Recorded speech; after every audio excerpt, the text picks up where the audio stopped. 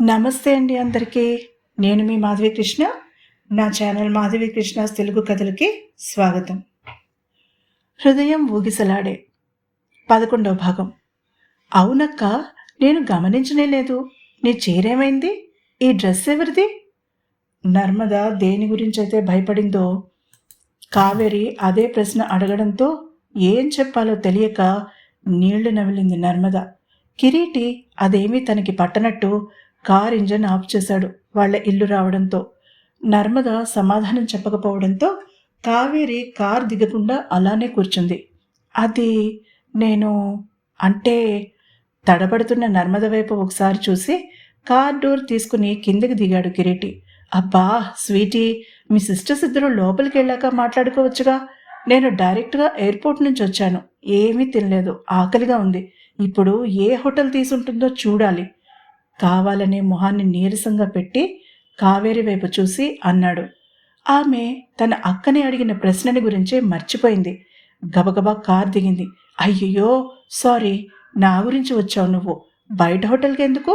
Noodles చేసి పెడతారా అంటూ మెయిన్ డోర్ వైపు పరుగు పెట్టింది కావేరి. తేలికగా ఊపిరి పీల్చుకుంది నర్మద. ఆమెకి థ్యాంక్స్ చెప్పే అవకాశం ఇవ్వలేదు అతను. ఆ బ్యాగ్ అక్కడ వదిలివెళ్ళు. ఆ చీర కావేరి కళ్ళబడితే నువ్వు చెప్పబోతున్నది అబద్ధమని తెలిసిపోతుంది. కావేరితో తీయగా మాట్లాడినట్టుగా కాకుండా కొట్టినట్టుగా చెప్పాడు ఆమెకి. కళ్ళల్లో నీళ్లు తిరిగే నర్మదికి. జరిగిన ఇన్సిడెంట్ వల్ల ఆమె చాలా డిస్టర్బ్ అయింది. అది అర్థం చేసుకోకుండా అతను అలా హార్ష్గా మాట్లాడుతుంటే కళ్ళలో నుంచి బయటికి రాబోతున్న నీళ్లను కనురెప్పలు ఆడిస్తూ బయటకు రాకుండా ఆపడానికి ట్రై చేస్తూ కారు దిగింది నర్మద. ఆ చీరని మంటల్లో తగలేస్తే నీకేమైనా అభ్యంతరమా? కార్ లాక్ చేసి ఆమె వెనకే అడుగులు వేస్తూ అడిగాడు. ఆమె గబగబా తల అడ్డంగా ఊపింది. నోరు విప్పితే ఏడుపు వస్తుందని తెలుసు ఆమెకి. ఇద్దరూ లోపలికి అడుగు పెట్టారు. ఆమె వెంటనే తన బెడ్రూమ్లోకి వెళ్ళిపోయింది. అతను ఒకసారి చుట్టూ పరిశీలనగా చూశాడు. ఇల్లు నీట్గా సింపుల్గా ఉంది. కిచెన్లో నుంచి శబ్దాలు రావడంతో కావేరి అక్కడ ఉందని అర్థమై అటు నడిచాడతను. అతనికి నిజంగానే చాలా అలసటగా ఉంది. మధ్యాహ్నం లంచ్ తిన్నాడో లేదో కూడా గుర్తులేదు. సన్నగా తలనొప్పి స్టార్ట్ అయింది. టెన్షన్తో నరాలు చిట్లిపోతాయేమో అనిపించింది ఆ ఇన్సిడెంట్ వల్ల. అసలు తాను ఆఫీస్కి కాకుండా ఇంటికి వెళ్ళిపోయి ఉంటే? చిన్నగా ఒళ్ళు కంపించింది అతనికి. అది భయంతోనో కోపంతోనో లేక అసహ్యంతోనో తెలియలేదు అతనికి. కంప్యూటర్ని షట్ డౌన్ చేసినట్టుగా మనసులోని ఆలోచనలన్నింటినీ పక్కకి తోసేశాడతను. కావేరి మీద ఫోకస్ పెట్టాడు. సాహిల్ గురించి అడగాలనుకున్నాడు ఆమెని మాటల్లో పెట్టి. ఇప్పుడు చెప్పు స్వీటీ, ఏంటి నీ పార్టీ విశేషాలు? గుమ్మానికి ఆనుకుని నిలబడి అడిగాడు. చాలాసేపు అలా షవర్ కింద నిలబడిపోయింది నర్మద. చల్లటి నీళ్లు ఆమె శరీరం మీద మలినాన్ని కడిగేస్తున్నట్టుగా ఫీల్ అయింది. నరేంద్ర స్పర్శ మర్చిపోవడానికి ప్రయత్నించింది, కానీ కళ్ళు మూస్తే అదే గుర్తొస్తోంది ఆమెకి. ఒళ్ళంతా ఎర్రబడిపోయేలా రుద్దుకుంది. చివరికి మంట తప్ప ఏమీ గుర్తులేనంతగా తోమింది శరీరాన్ని. ఆమె డ్రెస్ చేసుకుని బయటికి వచ్చేసరికి కిచెన్లో నుంచి సన్నగా మాటలు వినిపించడమే కాకుండా నవ్వులు కూడా వస్తున్నాయి. ఆమెకి అరికాలి మంట నెత్తికెక్కింది. ఒక పక్క నుంచి తను ఇంత బాధలో ఉంటే వీళ్ళ ఇకలు పకపకలు ఏంటి చికాకుగా అనుకుంది మనసులో. అదే విసురుతో కిచెన్లోకి అడుగుపెట్టి అక్కడ కనిపించిన సీన్కి ఒళ్ళు మండిపోయింది ఆమెకి.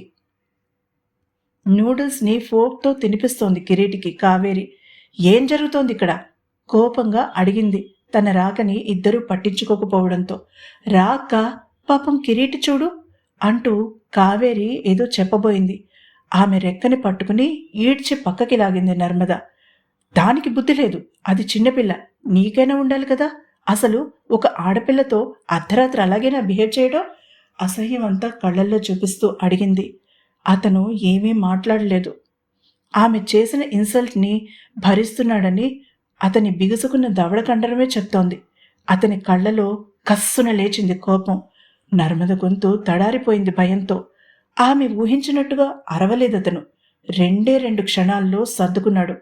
పెదవుల మీదికి నవ్వు తెచ్చుకున్నాడు.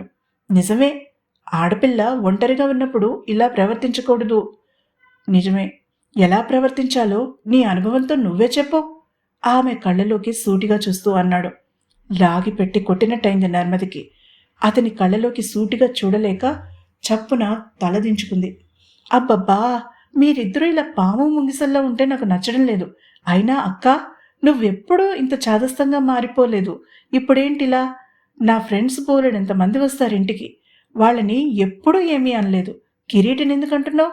గొంతులో అసహనం స్పష్టంగా వినిపించింది నర్మదకి. నర్మద మాట్లాడలేదు. నువ్వు కిరీటిని ఇన్సల్ట్ చేశావని కాదు, కానీ రాత్రంతా నువ్వు మనశ్శాంతిగా పడుకుంటావని చెప్తున్నాను. కిరీటి చేతులకి దెబ్బలు తగిలాయి చూడు అంటూ అతని చేతులను తన చేతుల్లోకి తీసుకుని నర్మద కళ్ళ ముందుకు చాచింది కావేరి. కిరీటి కావేరి చేతులను వదిలించుకోపోయాడు, కానీ ఆమె వదల్లేదు. అతని అరిచేతి వెనక భాగం బాగా వాచింది. నకల్స్ దగ్గర చీరుకుపోయి రక్తం వచ్చినట్టుంది. చారికలు ఉన్నాయి. నర్మద తలెత్తి అతని కళ్ళలోకి చూసింది. ఆ దెబ్బలు ఎలా తగిలాయో అర్థమైంది ఆమెకి. అతను ఒక్క క్షణం తర్వాత తన కళ్ళను ఆమె కళ్ళ నుంచి విడదీశాడు. స్వీటీ, ఇప్పటికే చాలా లేట్ అయింది, నేను వెళ్ళాలి. తన చేతులని వెనక్కి తీసుకుంటూ అన్నాడు. ఇది తినేసి వెళ్ళు ప్లీజ్, కావేరి బ్రతిమాలింది. ఓహో వద్దు, ఆకలి చచ్చిపోయింది.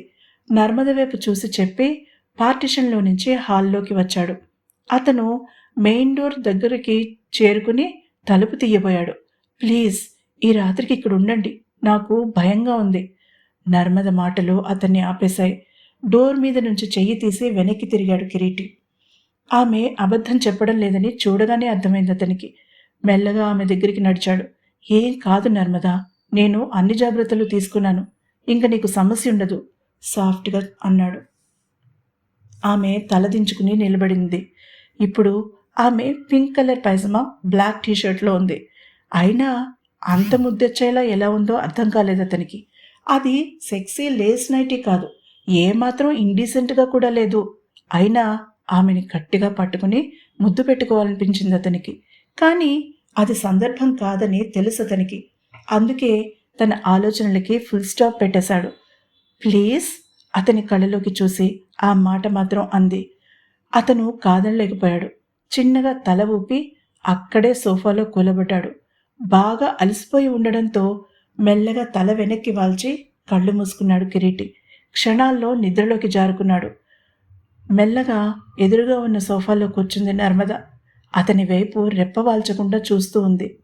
అంతవరకు కిచెన్లో నిలబడి ఉన్న కావేరి మెల్లగా బెడ్రూమ్లోకి నడిచింది.